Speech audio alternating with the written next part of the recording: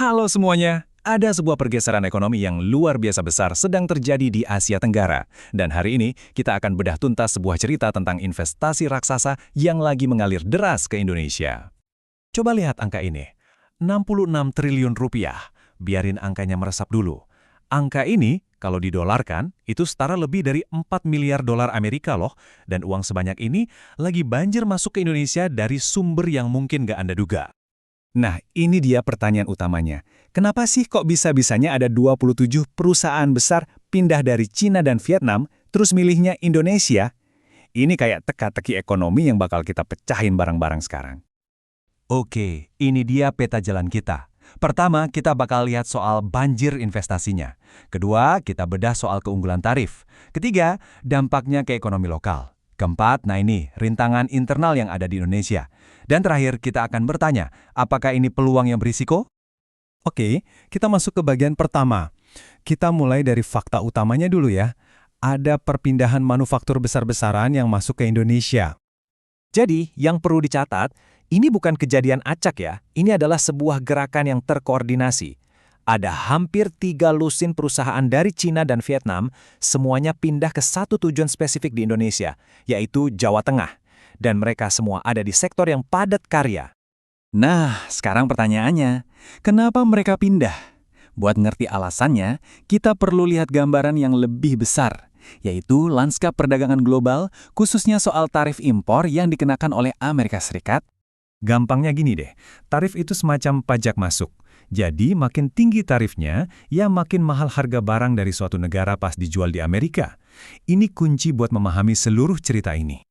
Nah, disinilah letak kuncinya. Coba perhatikan baik-baik perbedaan tarif impor sepatu ke Amerika ini. Produk dari Cina kena pajak 47%. Gila kan? Vietnam 20%. Tapi Indonesia cuma 19%. Selisih 1% ini kelihatannya kecil ya, tapi kalau kita bicara skala perdagangan miliaran dolar, itu jadi keunggulan kompetitif yang luar biasa besar. Dan ternyata, ini bukan cuma buat sepatu loh. Pola yang sama persis juga berlaku di sektor pakaian jadi. Lagi-lagi, Indonesia punya tarif paling rendah dibanding para pesaing utamanya. Jadi ini keuntungan yang sistemik, bukan kebetulan semata. Grafik ini nunjukin seberapa besar sih peluangnya?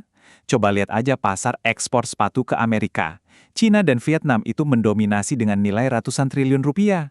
Nah, dengan keunggulan tarif tadi, Indonesia sekarang punya potensi buat merebut sebagian besar dari kue raksasa ini. Oke, dari angka-angka besar di level global, sekarang kita coba turun ke lapangan. Kita lihat gimana investasi ini ngasih dampak langsung di dunia nyata, khususnya di satu wilayah di Indonesia. Bayangin, dari 27 pabrik yang pindah ini diperkirakan bakal tercipta 120.000 lapangan kerja baru. Dan ini adalah jenis pekerjaan padat karya di sektor tekstil yang memang sangat dibutuhkan. Angka ini mewakili total upah tahunan yang disuntikkan langsung ke ekonomi lokal dari semua pekerjaan baru tadi. Ini uang yang nantinya bakal berputar di warung-warung, di pasar, dan di usaha-usaha kecil masyarakat. Biar kita kebayang segede apa dampaknya, coba lihat kutipan dari sumber kami ini. Uang yang masuk dari gaji para pekerja setiap tahunnya itu ternyata lebih besar dari seluruh anggaran pendapatan dan belanja daerah di Kendal. Luar biasa kan? Ini adalah kekuatan yang bisa mentransformasi sebuah daerah. Oke, kelihatannya ini cerita yang indah banget kan? Peluangnya besar, dampaknya positif, tapi ceritanya nggak berhenti di situ. Sumber analisis kami juga menyoroti adanya rintangan-rintangan internal yang signifikan yang bisa membahayakan semuanya. Jadi, menurut sumber analisis ini, ada 4 pekerjaan rumah besar di dalam negeri yang bisa bikin investor mikir 2 kali. Mulai dari masalah premanisme dan pungli, beban pajak yang tinggi, korupsi, sampai kebijakan bank sentral yang dianggap kurang mendukung. Kita ambil satu contoh aja ya soal pajak. Seperti yang bisa kita lihat di sini, pajak perusahaan di Indonesia itu 22%. Sekarang, coba bandingin sama negara pesaing kita, Vietnam. Tarif di sana kurang dari setengahnya, cuma 10%. Nah, buat investor global, selisih sebesar ini bisa jadi faktor penentu kemana mereka akan menanamkan modalnya.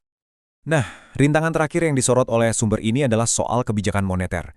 Analisisnya mengklaim ada semacam ketidakselarasan. Gampangnya gini, pemerintah udah ngegaspol buat mendorong pertumbuhan ekonomi. Tapi bank sentral seperti yang digambarkan di sini, justru seolah-olah malah nutup keran uang, jadi modal nggak mengalir lancar ke sektor real.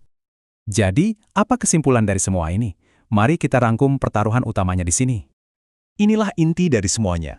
Di satu sisi, Indonesia itu lagi dapat durian runtuh. sebuah peluang eksternal yang masif. Tapi di sisi lain, di dalam rumah sendiri masih banyak banget pekerjaan rumah serius yang harus diselesaikan. Nah, pertanyaan inilah yang jadi inti dari taruhan senilai 66 triliun rupiah ini. Apakah Indonesia mampu mengatasi rintangan-rintangan internalnya untuk benar-benar merebut peluang emas ini? Jawabannya nanti akan menentukan arah ekonomi negara dan mungkin juga kawasan ini untuk tahun-tahun yang akan datang. Jangan sampai ketinggalan. Video seperti ini jarang banget saya buat.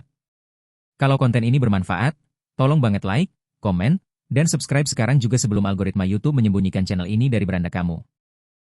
Share juga ke teman-teman yang butuh info ini sebelum terlambat.